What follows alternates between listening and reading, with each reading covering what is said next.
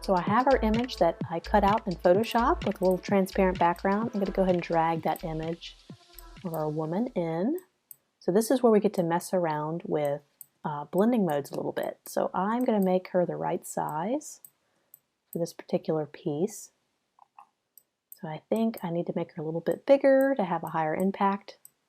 Maybe focus more on her face, just like that. So let's play around to see what looks the best. So I'm going to get our transparency window out here, and we have our blending modes that we can play around with. So let's just select a few that I know have looked good in the past and just play around with them. So some of these aren't going to work. So screen is going to be too light, color burn too dark. So I'm just going to cycle through these. I love luminosity. That might be one. I might need to screen her back a little bit so it's not so bright. Let's do overlay, hard light, and sometimes soft light looks pretty good. Okay, so let's stick with luminosity, and let's just reduce the opacity very little bit, just to kind of bring down so she's not popping out too much. Okay, so now that we have her, let's go ahead and put her on a different layer, and I'm going to show you why here in a minute. So let's go to our layer, let's add a new layer. And let's subtract her out. So let's just cut and then select our new layer and then paste in place. So that's going to paste it back where we cut it out originally. So now they're on a separate layer. I'm going to go ahead and lock that layer. So now I can kind of manipulate my gradient without having to accidentally select her. So that's kind of nice. So I'm just going to mess around now that she's on the artboard. I can now mess around with shadows, lights, maybe make that a little bit lighter, mess around with the color a little bit, maybe bring the orange out more over here. Just experimenting with color. Maybe if I add something a little more on the purple side up here, like this. I like that. And let's take the eyedropper tool and sample that purple, have that stretch around. That kind of makes this area pop out a little better by making this a little darker. There we go. Bring this down. We'll bring that up. And let's make that a little bit lighter. Maybe add a little more of the warm tones. Perfect. So now you can kind of see a pretty dynamic image coming together. I'm just going to draw a couple boxes so we can see our image is really coming together. I want to experiment one more time with the blending mode of our woman here. So I'm going to go ahead and unlock the layer she's on. And I'm going to try to, right now she's in color. So if I drag her out here, she's in full color. And sometimes blending modes act different when the photo is in black and white. So let's experiment a little bit. Let's go to, let's make this black and white. So how do we do that? We go to Edit, Edit Colors, and let's convert this to grayscale. We can do that this way, but you notice when we convert it to grayscale, it does it really dark. It doesn't quite do it the way I like it. So there's another way you can convert to grayscale. And let's go to Color, Edit Colors, and we're going to go to Saturate, and go ahead and click Preview. Just ignore that. I don't know why it does that. And we're going to reduce the intensity of the saturation. And notice how it made it black and white, but it made her a little bit lighter of a conversion. So let's go ahead and bring her up and see how that affects everything.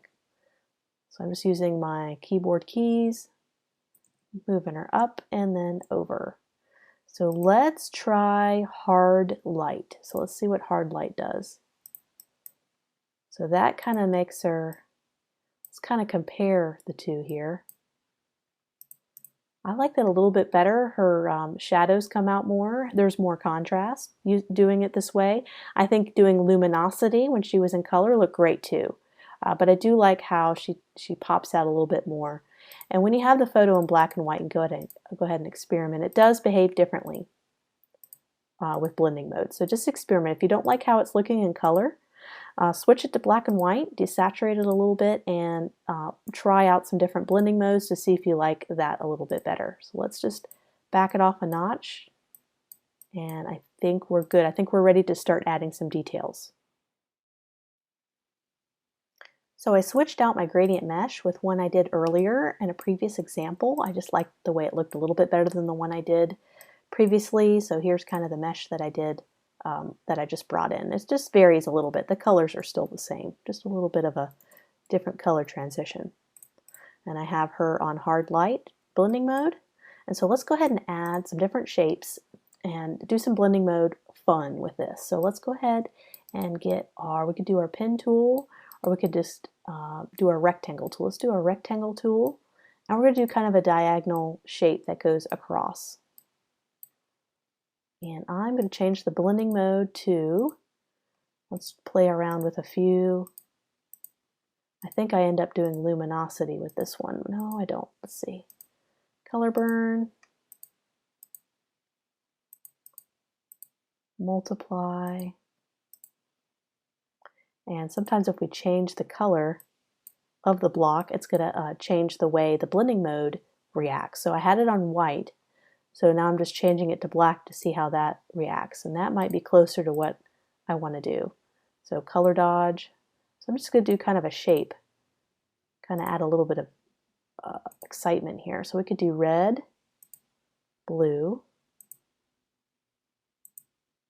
orange. So this is all experimentation. There's no right or wrong way to do this. I'm just trying to find what combination of color and blending modes look good. This is where we experiment. So that's overlay. Overlay tends to work pretty well. So let's leave that as is. We can make that a little bit bigger and make that go over the whole corner.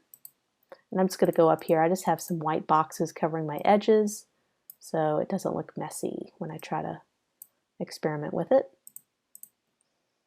So let's copy and paste that and make another little smaller kind of diagonal unit. Let's make that, let's go with the orange or the red that's already happening in that space, the warm color. You can see how dynamic you can get with this. You do as many lines as you like, different colors. You're going to have different reactions, different blending modes. You can have these butt up to each other, connect like that. You can have this show a little bit of the original. And let me mess around with this one a little bit. Screen, luminosity. Sometimes I like the way soft light and hard light look. Let's do soft.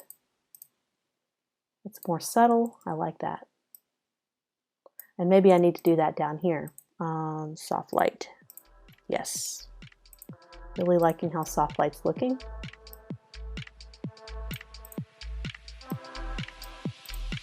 This is where this becomes art and less of a science. It's really what you think looks good, what combination of colors you want to bring out, subtleties.